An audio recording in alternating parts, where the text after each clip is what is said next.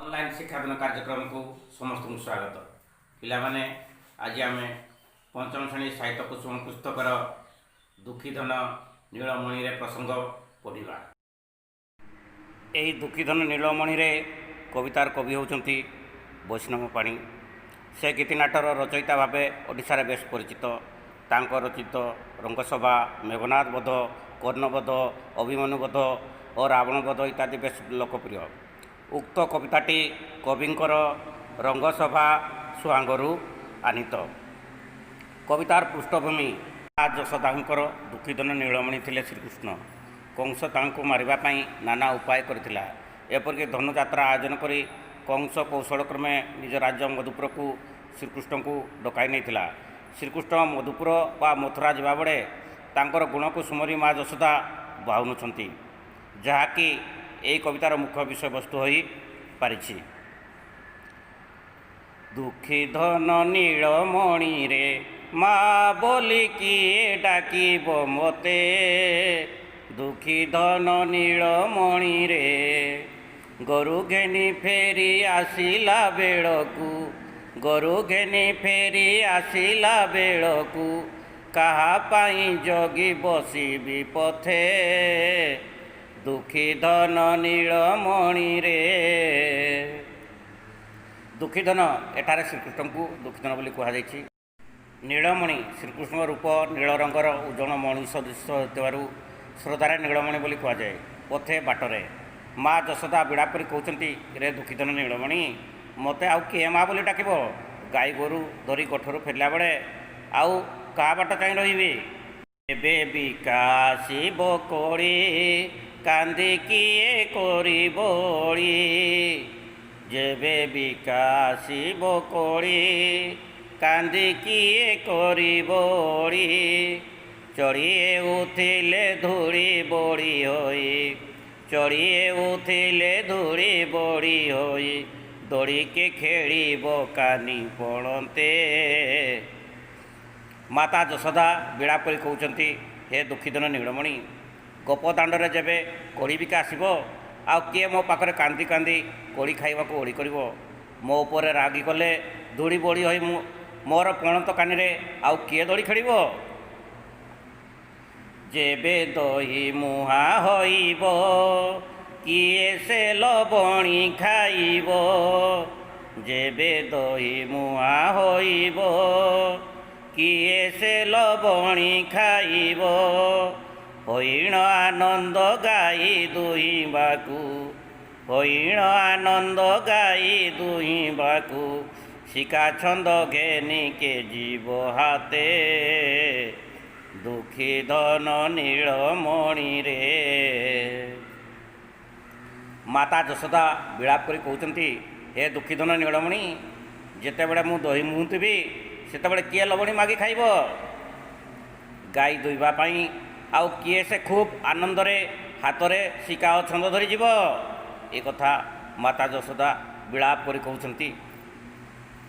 खेड़ी जाइथिले दांडरे धूड़ी पड़ी थाई मुंडरे। खेड़ी जाइथिले दांडरे धूड़ी पड़ी थाए मुंडरे। कोड़ी कले केई माँ माँ कई कई कई होई कांदिबु केते। माता यशोदा बिड़ाप कर कहते, हे दुखीधन नीलमणि दांडरे खेलुला बेले धूड़ी धूसर मुंड होई कांदी करी किए माँ माँ बोली कई कई होई कांदिब। जेबे दही मुहा होइब किए से लबणी खाइब। जेबे दही मुहा होइब किए से लबणी खाइब।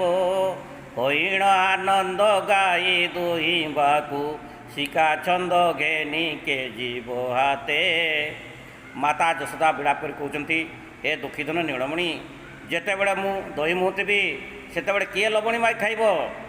गाई दुईबा पाई आउ किए से खूब आनंद रे हाथ रे शिका छंद धरी जीव।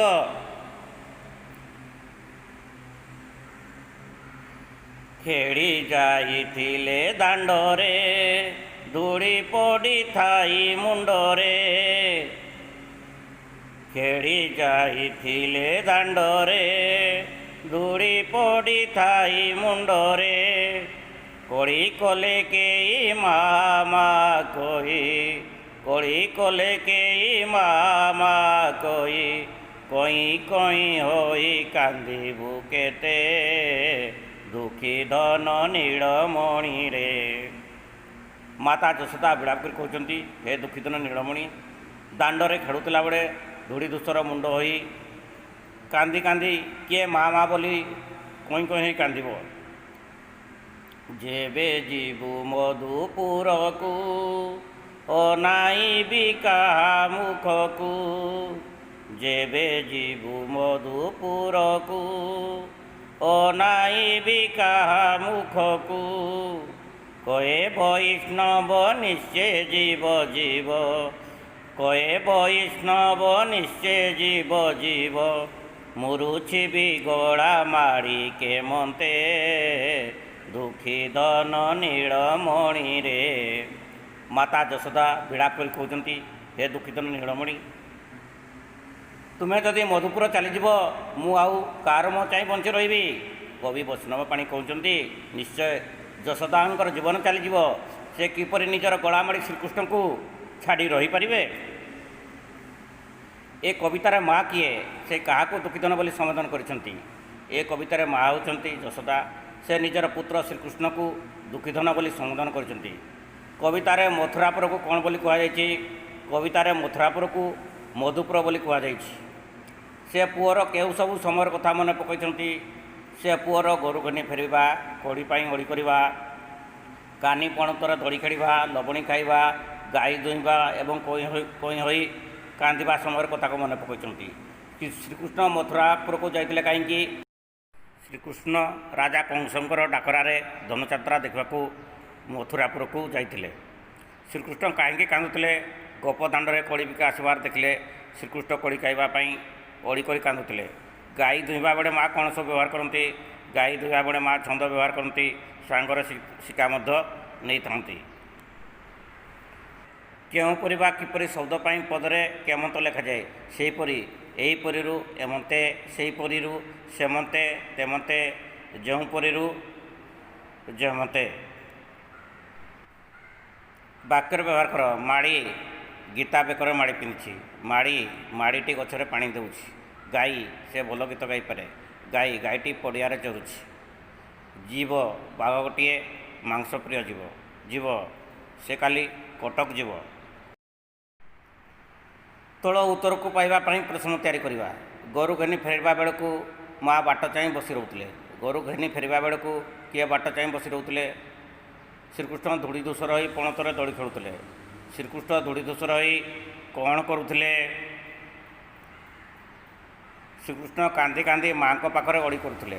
ଶ୍ରୀକୃଷ୍ଣ କାନ୍ଦି କାନ୍ଦି କାହା ପାଖରେ ଅଳି କରୁଥିଲେ? ଦହି ମୁହାଁଲେ ସେଥିରୁ ଲହୁଣୀ ବାହାରେ। ଦହି ମୁହାଁଲେ ସେଥିରୁ କ'ଣ ବାହାରେ? ସରଳାର୍ଥ ନିଜେ ଲେଖିବା। ଯେବେ ବିକା ଆସିବ କୋଳି, କାନ୍ଦି କିଏ କରିବ ଓଳି, ଚଳି ହେଉଥିଲେ ଧୂଳି ବୋଳି ହୋଇ, ଦୋଳି କିଏ ଖେଳିବ କାନି ପଡ଼ନ୍ତେ। କୋଳି କଲେ କେହି ମା କହି କଇଁ କଇଁ ହୋଇ କାନ୍ଦିବୁ କେତେ।